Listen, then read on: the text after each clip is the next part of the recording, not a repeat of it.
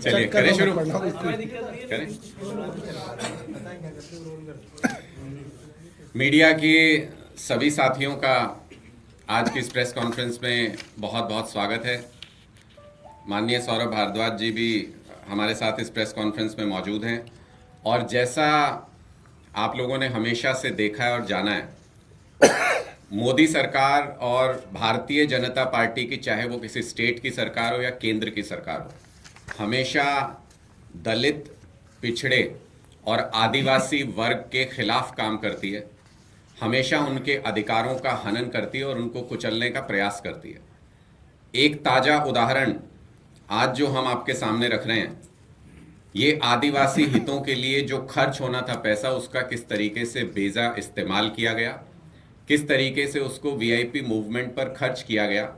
ये गुजरात का सबसे ताज़ा उदाहरण है, जो वहाँ पर आम आदमी पार्टी के विधायक और आदिवासी समाज से आने वाले चैतर वसावा जी ने जब उसके बारे में आरटीआई लगाई और सदन के अंदर पूछा, तो उनको जो जवाब मिला वो बहुत हैरान कर देने वाला था। आदिवासी समुदाय के डेवलपमेंट के लिए जो फंड सरकार के खाते में होता है, उसमें से 50 करोड़ रुपया प्रधानमंत्री नरेंद्र मोदी जी और उनसे जुड़े हुए विभिन्न कार्यक्रमों में वीआईपी की सुविधाओं को जुटाने में खर्च कर दिया गया।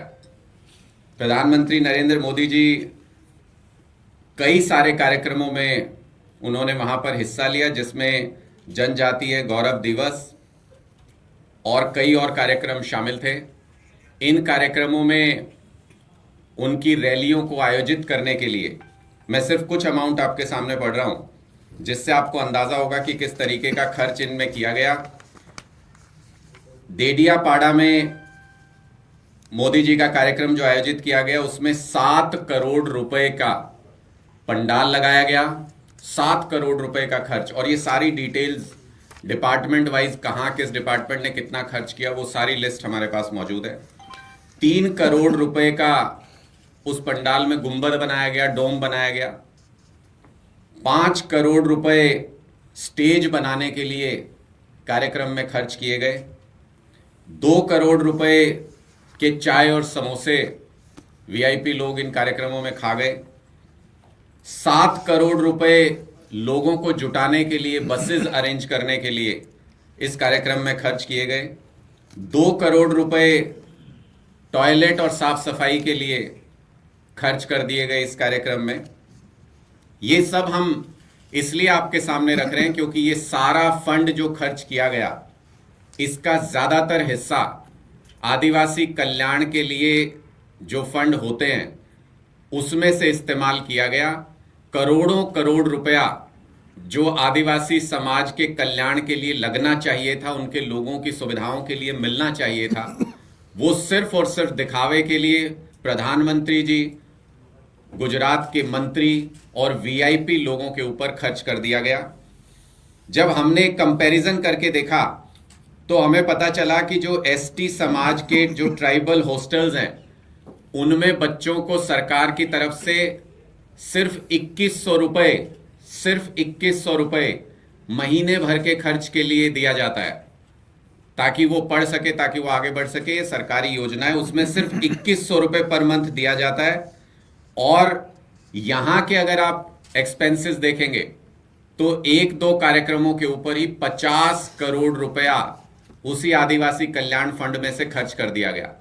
अगर इस पैसे को सही तरीके से इस्तेमाल किया जाता तो कितने आदिवासी समाज के बच्चों को सुविधाएं दी जा सकती थी, आदिवासी समाज के लिए डेवलपमेंट के काम किए जा सकते थे, ये आप खुद अंदाजा लगा सकते हैं। लेकिन जैसा मैंने शुरुआत में कहा कि भारतीय जनता पार्टी दलित, पिछड़े समाज और आदिवासी वर्ग को हमेशा से दबाती कुचलती रही है और उनके पैसों का बेजा इस्तेमाल अपने वीआईपी कार्यक्रमों के लिए करती रही है।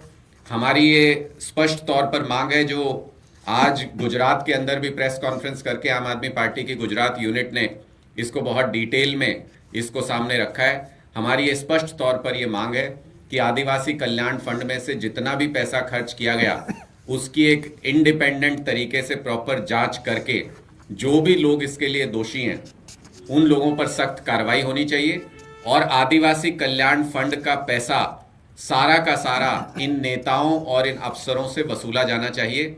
मैं सौरभ भारद्वाज जी से भी रिक्वेस्ट करूंगा कि वो इस मुद्दे पर अपनी बात रखें।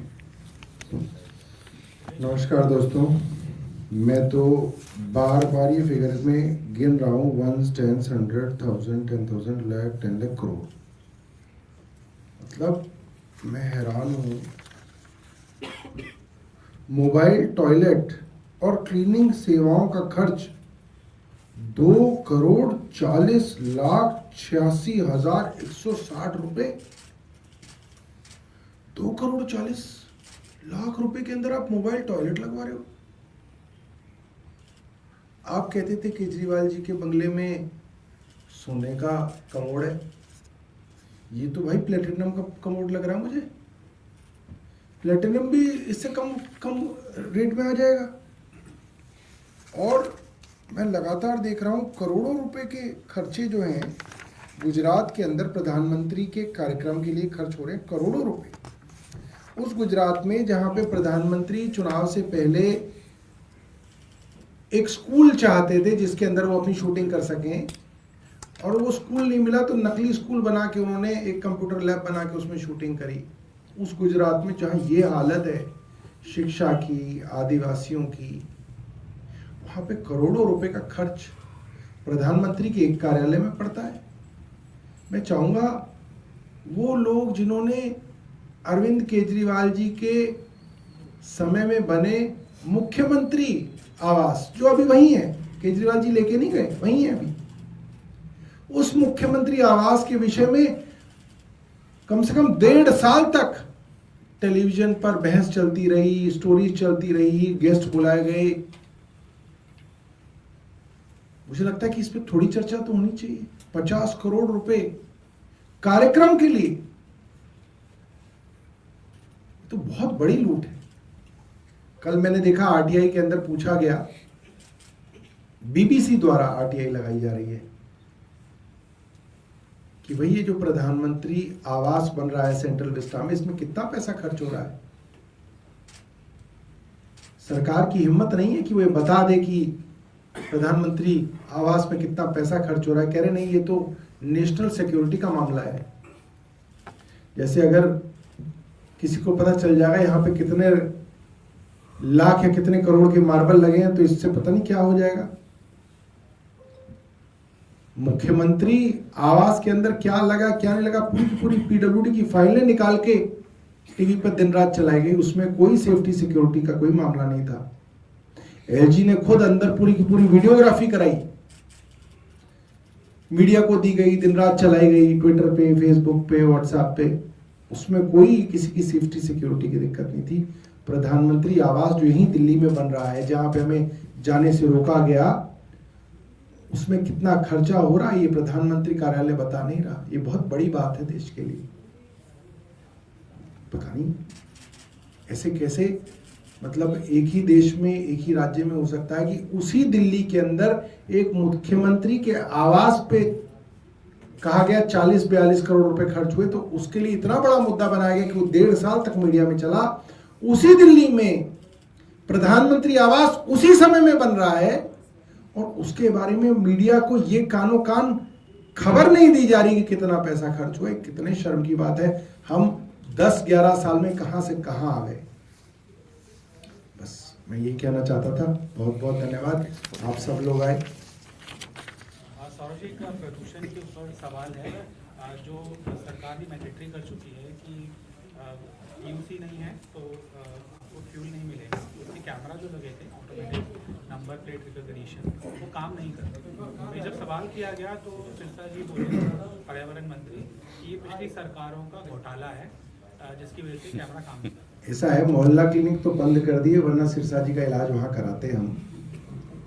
मगर कहीं ना कहीं उन्हें अपना इलाज कराना चाहिए सरकारी खर्चे पे, क्योंकि उनको इतनी भी जानकारी नहीं है कि ट्रैफिक पुलिस के high speed cameras Delhi police द्वारा लगाए जाते हैं, केंद्र सरकार की है, अमित शाह उसके मंत्री हैं, कुछ भी अनाप शनाप बोलते हैं, वो वही मंत्री हैं। मीडिया भूल गई होगी, मगर मुझे याद है, मैं आपको याद दिला दूं, वो वही मंत्री हैं। मंत्री बनते ही उन्होंने मीडिया में डिक्लेयर किया कि हम पुराने व्हीकल्स को सड़क पर नहीं चलने देंगे, पेट्रोल डीजल नहीं देंगे। उसके बाद CAQM का ऑर्डर आया, उसके बाद दिल्ली में हाहाकार मचा, और उसके बाद उस चीज को भी उन्होंने पुरानी सरकार पे डाल के वो वापस ले लिया, और अब दोबारा सुप्रीम कोर्ट CAQM चला गया और दोबारा से वो बंदिशें लगा दी।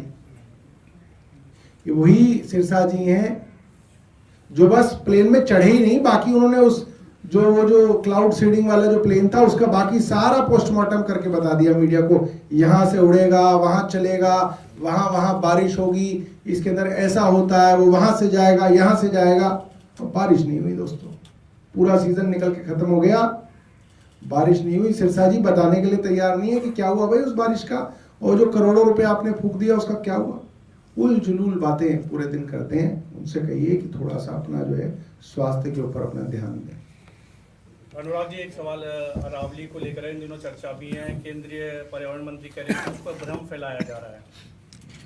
देखिए, मुझे लगता है कि अरावली रेंज के बारे में आज के दिन में बहुत सारे कंसर्न हम सोशल मीडिया पे भी देख रहे हैं, अलग अलग NGOs उसके बारे में बात कर रहे हैं, और जो सुप्रीम कोर्ट का ऑर्डर सरकार के हलफनामे पे, सरकार की मांग पे, केंद्र सरकार की मांग पे आज दिया गया है।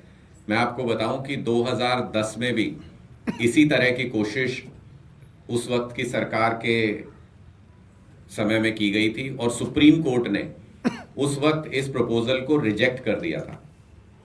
ऐसे प्रपोजल को जिसको सुप्रीम कोर्ट से पहले रिजेक्ट किया गया हो, उसको वापस से लाने का मतलब क्या हो सकता है? उसके पीछे कहीं ना कहीं कोई लॉबी काम कर रही है, कोई बिजनेस काम कर रहा है, इसलिए सरकार उसको दोबारा लेकर के आई, उसको इम्प्लीमेंट कराने की तैयारी की, सुप्रीम कोर्ट से उसको पास करा लिया, और अब पर्यावरण मंत्री इसलिए निकल करके आ रहे हैं क्योंकि वो किसी बिजनेस हाउस की, किसी लॉबी की नुमाइंदगी कर रहे हैं, वो लोगों की नुमाइंदगी नहीं कर रहे हैं।